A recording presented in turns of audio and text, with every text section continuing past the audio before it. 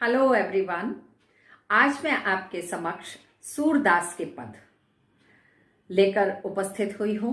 आज मैं इनकी व्याख्या आपके समक्ष स्पष्ट कर रही हूं।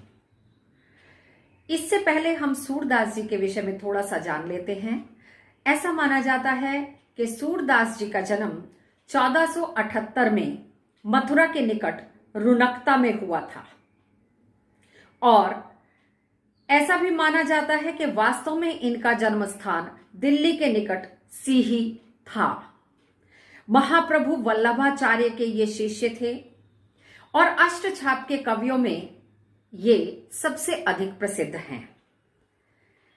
श्रीनाथ मंदिर गौ घाट पर ये रहते थे और श्रीनाथ मंदिर में ये भजन कीर्तन आदि किया करते थे। ऐसा हमने जो टीवी में सीरियल आदि आते हैं उनमें भी देखा है। 3 इनके प्रमुख ग्रंथ सूर सागर, सूर साहित्य लहरी और सूर सारावली ये थे और 1583 में पारसौली में इनका निधन हुआ था। इनकी कविताओं में ब्रज भाषा का निखरा हुआ रूप हमें देखने को मिलता है। साथ ही हम ऐसा भी कह सकते हैं कि ऐसी परंपरा जो लोकगीतों की चली आ रही है उसकी भी इनकी रचनाओं को श्रेष्ठ कड़ी के रूप में देखा जाता है। प्रस्तुत पदों में सूर सागर के भ्रमर गीत से 4 पद यहां लिए गए हैं। अब आप भली भांति समझ गए होंगे कि इन पदों की भाषा ब्रज भाषा है और दृश्य श्रव्य बिंब इन पदों में विद्यमान है। ज्ञान मार्ग के स्थान पर प्रेम मार्ग पर चलने का यहां वर्णन किया गया है, या हम यूं भी कह सकते हैं कि निर्गुण भक्ति धारा पर न चलकर कवि ने सगुण भक्ति धारा पर चलने का यहां वर्णन किया है गोपियों और उद्धव के माध्यम से। पहला पद है, उद्धव तुम हो अति बड़ भागी, अपरस रहत स्नेह तगाते, नाहिन मन अनुरागी, पुर इन पात रहत जल भीतर, तारस देह न दागी, ज्यों जल महा तेल की गागरी, बूंद न ताको लागी, प्रीति नदी में पाऊं न बोरियो, दृष्टि न रूप परागी, सूरदास अबला हम भोरी, गुर चाटी ज्यों पागी। प्रस्तुत पद में जब उद्धव जी गोपियों को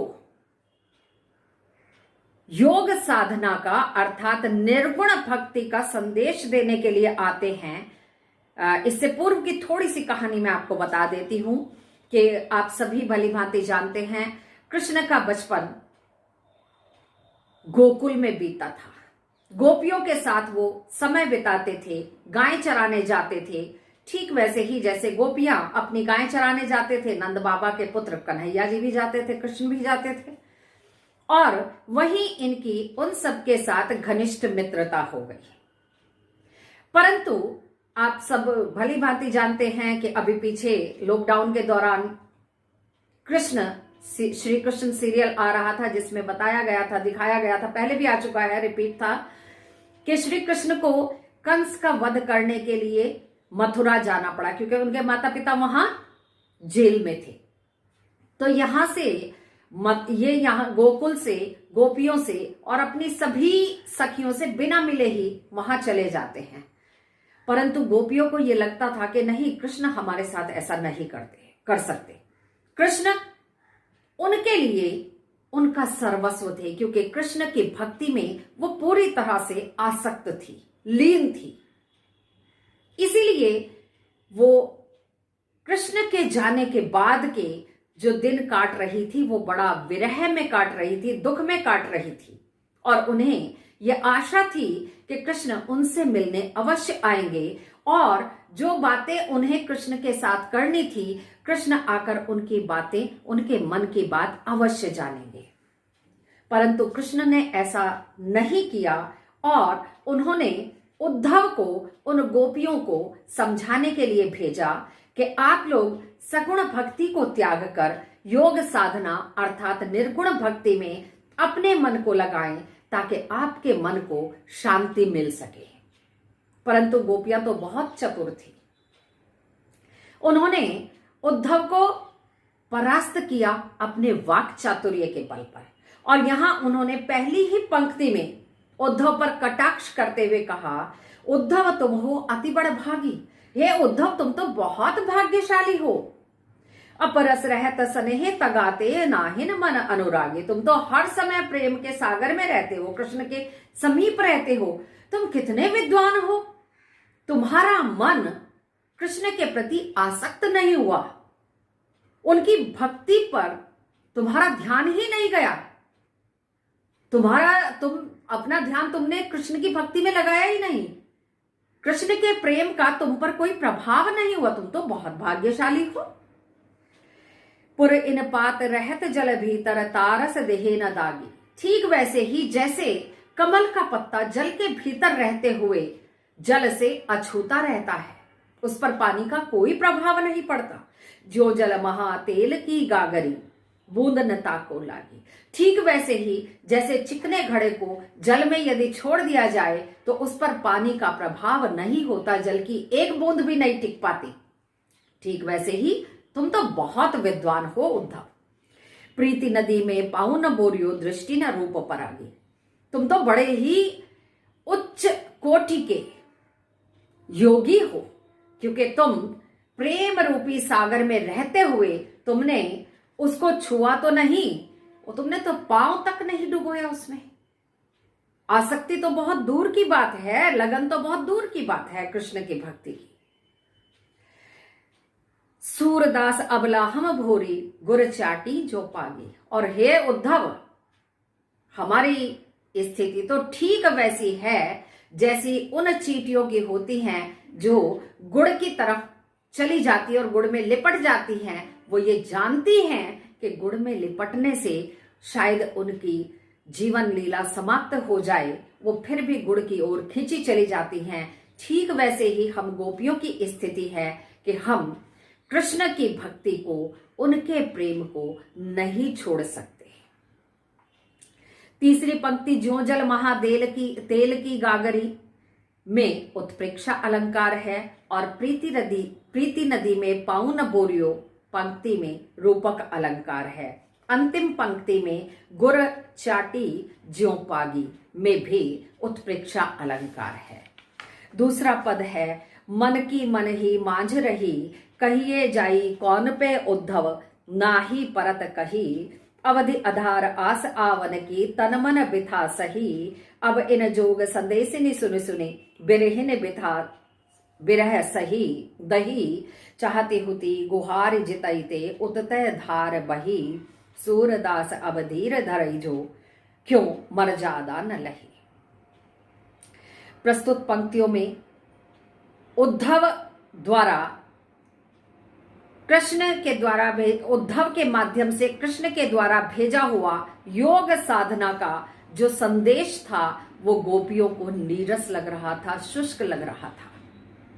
और उन्होंने कहा, हे उद्धव, कृष्ण हमसे बिना मिले चले गए, हमारे तो मन की बातें हमारे मन के भीतर ही रह गई। कहिए जाई कौन पे उद्धव, नाही परत सही। हे उद्धव, हम नहीं जानते कि तुम हमें क्या समझा रहे हो, या हमारी बात भी तुम कृष्ण तक पहुंचाओगे या नहीं, हम कुछ नहीं जानती हैं। अवधि आधार आस आवन की अनुप्रास अलंकार है इस पंक्ति में। हमने तो कृष्ण के जाने के बाद अवधि जो समय व्यतीत किया है, इस आधार पर किया है कि कृष्ण हमसे मिलने अवश्य आएंगे और वे हमारे तन और मन की व्यथा को, पीड़ा को अवश्य जानेंगे, हमारे मन की बात को जरूर समझेंगे। अब इन जोग संदेश ही नहीं सुनी सुनी। अब ये जो तुम योग साधना के संदेश हमें बार बार सुना रहे हो, इन सब के कारण हम विरहनियों की विरह वेदना और अधिक बढ़ रही है। चाहते हुती गुहार जितैते, उतते धार बही। हमसे बार बार ये इस तरह की गुहार मत करो, ना हम कोई कुछ कहना चाहते हैं, ना हम समझना चाहते हैं। सूरदास अब धीर धरई क्यों, मर्यादा न लही। हे उद्धव, हमें ये बार बार शुष्क नीरस योग साधना का संदेश मत दीजिए, क्योंकि अब हमारे धैर्य की सीमा समाप्त होती जा रही है, मर्यादा टूटती जा रही है और हमारी विरह वेदना और अधिक प्रज्वलित होती जा रही है। तीसरा पद है हमारे हरि हारिल की लकड़ी। गोपियों ने अपनी तुलना हारिल पक्षी से की है। हारिल पक्षी की यह विशेषता होती है कि वह हर पक्षी की तरह जब डाल पर बैठता है तो अपने पंजों में डाल को पकड़ कर रखता है, परंतु हारिल पक्षी की यह विशेषता होती है कि वह जब आकाश में उड़ता है तब भी वह अपने पंजों में लकड़ी लेकर उड़ता है। उसे ऐसा लगता है कि मुझे वृक्ष की डाल का संबल मिला हुआ है, मैं गिरूंगा नहीं, मुझे कोई हानि नहीं पहुंचेगी। ठीक वैसे ही गोपियों ने अपनी तुलना हारिल से की। हमारे हरि हारिल की लकड़ी। हे उद्धव, हमारे लिए हमारे श्री कृष्ण, हमारे हरि हारिल की लकड़ी के समान है, उस आश्रय, उस संबल के समान है। मन क्रम वचन नंद नंदन और यह दृढ़ करी पकड़ी। मन से, कर्म से, वचन से उस नंद के नंदन को हमने दृढ़ता पूर्वक पकड़ रखा, अपने हृदय में स्थापित किया हुआ है। जागत सोवत स्वप्न दिवस निसी कान कान चकरी। जागते हुए, सोते हुए, सपने में, दिन में, रात में, अर्थात कहने का तात्पर्य है कि हर समय हम तो केवल और केवल कृष्ण के भक्ति में लीन रहती हैं, कृष्ण नाम का जप करती रहती हैं। सुनत जोग लागत है ऐसो ज्यों करवी ककरी। और हे उद्धव, ये जो तुम बार बार हमें शुष्क सा, नीरस सा योग साधना का संदेश दे रहे हो, हमारे लिए तो ये नीरस कड़वे फल के समान है, निरर्थक है, बेकार है, इसे अपने पास रखो। सो तो व्याधि हमको ले आए, देखे सुने न करी। और हमें तो ये एक ऐसी बीमारी लगती है, सूतो व्याधि, ये भी ऐसी बीमारी है जो अभी तक अपने जीवन में हमने ना सुनी, ना देखी, ना जानी, हमें नहीं पता क्या है ये। यह तो सूरत नहीं ले सौंपो जिनके मन चक्री। हे उद्धव, ये अपना योग साधना का संदेश अपने पास रखो और ये ऐसे लोगों को जाकर दो जिनके मन चंचल हैं। हमारा मन तो एकाग्र चित्तता पूर्वक कृष्ण की भक्ति में लगा हुआ है, हमारे मन चलायमान नहीं है। ये तुम्हारा योग साधना का संदेश उनके मनों को शांति प्रदान करेगा जिनके मन चंचल हैं। हमारा तो मन स्थिर है कृष्ण की भक्ति में। और अंतिम पद है, कृष्ण के लिए गोपियों ने अपने वाक चातुर्य के आधार पर अपनी वाक्पटुता दिखाते हुए उद्धव को परास्त किया और वापस भेज दिया। हरि है राजनीति पढ़ आए। हे उद्धव, हम जानते हैं कि मथुरा जाकर अब हरि ने अर्थात श्री कृष्ण ने राजनीति पढ़ ली है, राजनीति सीख ली है। समझी बात कहत मधुकर के, मधुकर यानी उद्धव, काल्पनिक पात्र है ये। समाचार सब पाए। अब तुम्हारे हम केवल इस योग साधना के संदेश को सुनकर हम वहां के सारे समाचार जान गई हैं कि कृष्ण एक तो पहले से ही होशियार थे, एक अति चतुर होते पहले ही अब गुरु ग्रंथ पढ़ाए। एक तो वो पहले से ही बहुत चतुर थे, ऊपर से अब उन्होंने राजनीति रूपी महाग्रंथ पढ़ लिया, इसीलिए वो हमसे बिना मिले गए और स्वयं हमसे मिलने नहीं आए। जो हमारे साथ दिन रात रहते थे, जन्म से लेकर बचपन से हमारे साथ रहते थे, हमारे साथ खेलते थे, गाय चराते थे, अब वो हमसे बिना मिले चले गए और वहां जाकर उन्होंने राजनीति सीख ली है। इसीलिए स्वयं ना आकर उन्होंने तुम्हारे द्वारा हमारे मनों की शांति के लिए हमें योग संदेश वहीं से बैठे बैठे भिजवा दिया। हम समझ गई हैं वो पहले से बहुत होशियार थे, अब राजनीति सीख ली है उन्होंने। बड़ी बुद्धि जानी जो उनकी जोग संदेश पठाया। हम तो जान गए कि बहुत बड़ी बुद्धि वाले बुद्धिमान व्यक्ति हैं कि वहीं बैठे बैठे हमें पढ़ा रहे योग साधना का संदेश। हम समझ गई हैं। उद्धव भले लोग आगे के परहित डोलत ढाए धाए। हे उद्धव, हम लोग तो भोले भाले लोग हैं जो अपना जीवन परोपकार के लिए समर्पित कर देते हैं। हमें ये साधना वाधना मत सिखाओ निर्गुण भक्ति। अब अपने मन फेर पाए है चलत जो होते चुराए। हाँ, एक बात का ध्यान रखना उद्धव, अपने कृष्ण से जाकर कहना कि जो गोकुल से जाते समय हम गोपियों के मन वो चुराकर अपने साथ ले गए हैं, अब हम चाहते हैं कि हमारे मन हमें वो वापस लौटा दे। ते क्यों अनीति करे आपुन, जे और अनीति छुड़ाए। हम तो ये पूछना चाहती हैं कि वो हमेशा हर एक के अन्यायपूर्ण कार्य का विरोध करते थे, अब वो स्वयं ये अनीतिपूर्ण कार्य क्यों कर रहे हैं। राजधर्म तो यह सूर, जो प्रजा न जाहि सताए। और हे उद्धव, राजधर्म तो ये कहता है कि राजा को ऐसे कार्य करने चाहिए जो केवल और केवल उसकी प्रजा के हित में हो। कृष्ण ने ऐसा ही सबके साथ किया कि वो अन्यायपूर्ण कार्यों का विरोध करते थे, और ये उन्हीं का संदेश है कि वास्तव में आदर्श राजा वही होता है जो अपनी प्रजा के हित में कार्य करता है। फिर वो हमारे साथ अन्याय क्यों कर रहे हैं? क्या हम उनकी प्रजा नहीं है? तो जाकर उनसे कहना कि हमें उनका ये योग साधना का संदेश बिल्कुल स्वीकार नहीं है, और यहां से मथुरा जाते समय जो हमारे मन वो अपने साथ ले गए हैं, अब हम उन्हें वापस पाना चाहते हैं। आज के अंक में यहीं तक, शेष अगले अंक में। धन्यवाद।